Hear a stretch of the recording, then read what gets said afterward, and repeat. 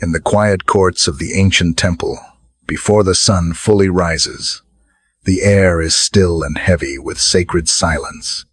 A priest stands alone, garments gently moving in the morning wind. Incense lingers from the night offerings, rising slowly like prayers that refuse to fall back to earth. His hands are lifted, not in haste, but in reverence. And from his lips, words are spoken that have carried through generations. May God be gracious to us and bless us, and make his face shine upon us. These are not ordinary words. They are a cry wrapped in faith, a declaration that blessing does not begin with man, but with God himself. This is the heart of Psalm 67, a song not born in comfort, but in dependence. A reminder that the first light of every day belongs to the Lord who gives it. As the priest speaks, he is not only blessing Israel, he is reminding every soul who hears it that life itself is held by divine mercy. The blessing is not just for peace in the land. It is for the awakening of the heart, for the recognition that every new morning is already an invitation from God. And in that moment, before anything else begins, heaven is acknowledged first. This psalm carries a quiet strength, not loud, not forced, but steady like dawn breaking over still hills. It teaches that before we ask for anything, we first remember the one who already sustains everything, the one who holds breath in our lungs before we even know to be grateful for it. And perhaps that is where we often forget. We begin our days in urgency, but this ancient song begins in blessing. It begins in turning the heart upward before it turns outward. And as you hear these words today, it is as if you are standing quietly in that same sacred space, not as a spectator, but as someone being invited into the same blessing. A blessing that does not depend on what the day will bring, but on who is already present in it. It is here that Psalm 67 becomes more than words. It becomes a way of beginning life, a gentle turning of the heart toward God before anything else is asked.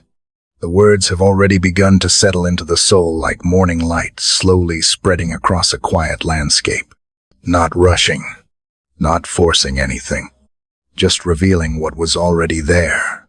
And now, as the message continues, the heart begins to move from observation into understanding, from hearing to receiving, from distance into nearness. Psalm 67 does not only speak about blessing, it reveals the source of every beginning. And in that truth, something shifts quietly within the human heart, because most people wake up thinking about what they must carry. But this psalm gently reminds us that before anything is carried, something is already given. Grace has already moved first. Light has already been spoken over the day before our eyes ever opened. There is something deeply humbling about that realization. It confronts the hidden assumption that life depends entirely on effort, on control, on preparation. But here, in this sacred rhythm, we are reminded that life begins in receiving, not achieving. The psalm continues to point upward, not inward, and in doing so, it reshapes how the soul sees its own existence. The blessing of God is not just a response to human behavior. It is an expression of divine character, steady, faithful, unchanging. And when that truth begins to sink in, the inner resistance starts to loosen. The need to hold everything tightly begins to soften. Because if the morning already carries grace, then anxiety does not need to lead it. There is a quiet wisdom in letting this truth rest longer than expected, not rushing past it, not trying to move quickly into the next thought, but allowing it to sit where it belongs, deep within awareness. Many people carry the weight of their day before the day even begins. And yet, this psalm invites a different rhythm, a slower one, a more surrendered one. It does not deny responsibility, but it reorders priority. God first, then everything else. And as this order begins to take shape internally, something subtle but real begins to happen. The heart starts to breathe differently. The tension that once felt normal begins to feel unnecessary. Not because circumstances have changed, but because perspective has shifted. The ancient prayer is not asking for blessings as if they are absent. It is awakening awareness to blessings already in motion, already surrounding, already sustaining. There is a difference between asking from emptiness and asking from recognition. And Psalm 67 gently moves the soul from one to the other. Even the idea of God's face shining upon us carries more than comfort. It speaks of attention, presence, closeness that is not distant or theoretical, but near enough to transform how life is experienced. And perhaps that is where the deepest change begins. Not in external outcomes, but in the awareness that you are not walking unseen. The day may still unfold with its unknowns, but it no longer begins in uncertainty alone. It begins under light, under grace, under a presence that does not withdraw when life becomes heavy. And as this truth settles deeper, the heart becomes more open, not because everything is solved, but because everything is now held. The soul, when it begins to rest under the awareness of God's presence, does not immediately become free from struggle. Instead, it begins to experience struggle differently. The weight is still there, but it is no longer carried alone. This is where Psalm 67 quietly begins to reshape the inner life, not by removing responsibility, but by redefining dependence. There is a moment in every spiritual journey where understanding is no longer enough. The words have been heard, the truth has been recognized, but the heart still needs to learn how to live inside that truth. And this is where transformation begins to deepen. Because it is one thing to say God blesses the day. It is another thing to actually walk into the day believing it. There is a difference between agreement and embodiment, between knowing and trusting, between hearing and resting. And slowly, the psalm moves the heart into that deeper place. It is not loud. It does not force change. It simply invites a shift in attention, away from internal fear, away from unseen pressure, away from the need to control outcomes, and towards something steadier, something already established. There is a quiet strength in this shift, because it does not depend on emotional intensity. It depends on remembrance. Remembering that the same God who shaped creation is the one who meets you in the morning, not as a distant observer, but as an active presence in your beginning. And when that truth is held long enough, something subtle starts to break. The illusion that everything depends on you, not your responsibility, but your ultimate control. Because so much of human exhaustion does not come from work itself. It comes from carrying what was never meant to be carried alone. And in that realization, the heart begins to loosen its grip, not in defeat, but in surrender. There is a sacredness in that surrender that cannot be rushed. It grows slowly, like light stretching across a dark room. At first, it is barely noticeable. A shift in tone, a softer internal voice, a quieter resistance. Then gradually, it becomes something more stable. A sense that the day does not begin with uncertainty, but with presence.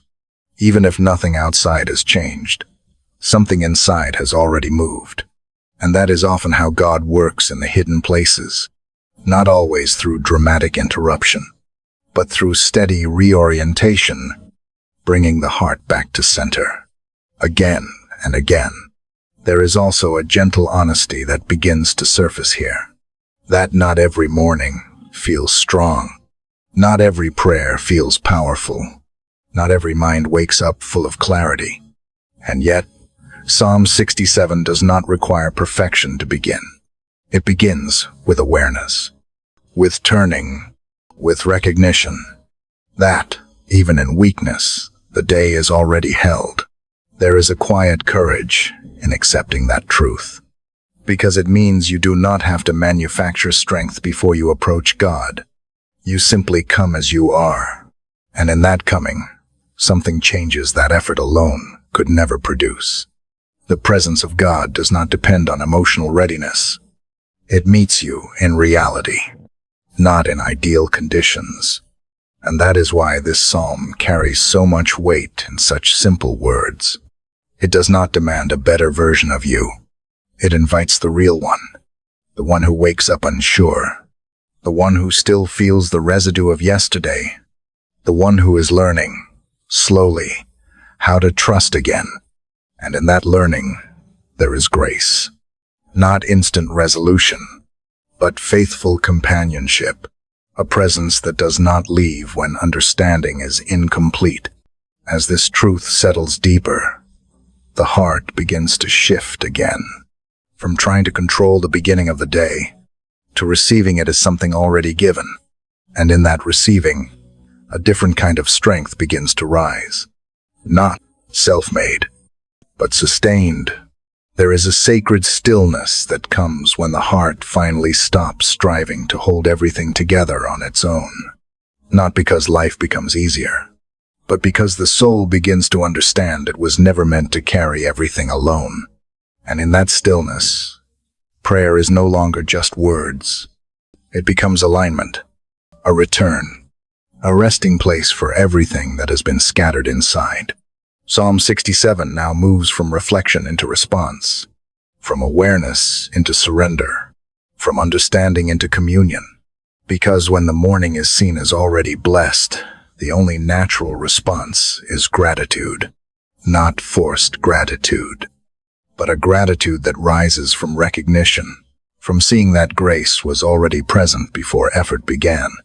And this is where prayer becomes deeply personal, not formal, not distant, but intimate, like breathing in the presence of God without needing to explain why you are there.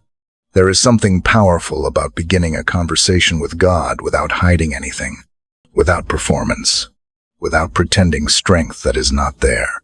Because in truth, God is not impressed by presentation. He is near to honesty. He meets truth, even when that truth is fragile. And so the heart begins to speak differently, not as one trying to convince heaven, but as one finally willing to be seen. There is a quiet release in that posture, a soft breaking of inner resistance, where burdens that have been carried silently begin to loosen their grip, not all at once, but steadily, like something heavy slowly being set down after a long journey. And in that moment, prayer becomes less about asking for a new reality, and more about recognizing the one who is already present within it. There is a deep comfort in knowing that God does not wait for perfect words. He listens to the heart beneath them, the unspoken places, the weary places, the hopeful places still trying to believe again. And as prayer continues, something subtle begins to happen inside. The focus shifts from what is missing to what is already held, from what is uncertain to what is unchanging. This does not erase need, but it redefines it. Need is no longer a sign of absence. It becomes a place of encounter, where dependence is not weakness, but connection. And slowly, gratitude begins to rise again, not because everything is solved, but because everything is now seen through a different light, a light that does not depend on circumstances to exist. There is a deep truth in this kind of prayer.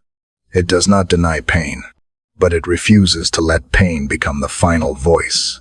Instead, it allows truth to speak louder, that God is near, that God is faithful, that God is still present in the unfolding of each day.